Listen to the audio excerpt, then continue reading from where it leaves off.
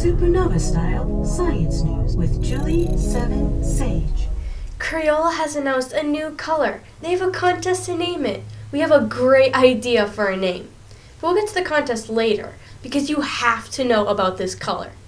Crayola is basing their new color off of a recently discovered pigment called Yinmin Blue. It was discovered by accident in 2009 when Oregon State University chemistry professor Ma Subramanian and Subramanian's team from OSU were trying to make materials for electronics. The researchers were mixing manganese oxide, which is black in color, with other chemicals and then putting the chemicals into a furnace at 2,000 degrees Fahrenheit. One of the samples turned into a vivid blue, the Yinmin sample, which contains yttrium, indium, manganese, and oxygen. This was the sample that grad student Andrew Smith was studying for its electrical properties. He remarked that it was such a pretty blue. Subramanian, knowing the history of blue and that a stable blue is very difficult to make, he knew that this discovery could be important as a pigment. He was the one that called this new pigment Yinmin Blue. The history of blue is a very interesting thing. It is the hardest natural color to make, and it is the first engineered pigment. Some recipes for different shades were lost over time and then found again years later. The first blue was created in ancient Egypt around 2200 BC and is called Egyptian blue.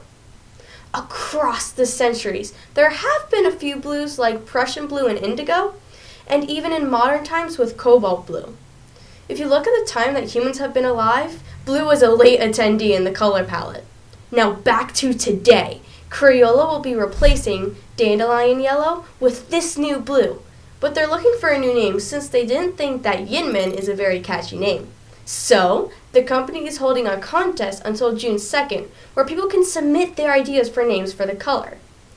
Personally, I believe that a compound name should be in it because Crayola wants to promote creativity, and what better way than to have the color named after the compound so that kids can learn how colors are made and inspire them to be more creative with science. And as the saying goes, creativity is intelligence having fun.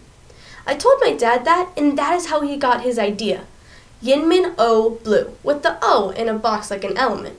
The O stands for two things. The first thing it stands for is oxygen, since the compound name Yinmin doesn't have oxygen in it, but it is one of the chemicals in the compound. The second thing it stands for is Oregon, since it was found at Oregon State University. If you like this name, comment below. If you don't like this name, also comment.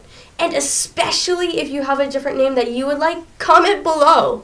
Also, if you like this name, share it on Twitter, send a message to Crayola, share this video. Let's get a chemical name on a crayon for science. I linked the contest website below so you can submit a name for the color. You cannot submit the same name as someone else. It has to be unique, and you can only enter in one name per day. There are also prizes. Afterwards, they will have a voting contest for the submitted names that they liked.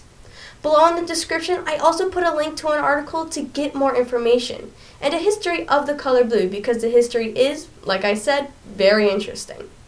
Share some science with your friends. Follow us on Twitter at supernova_style. Don't forget to press that subscribe button and show your supernova style.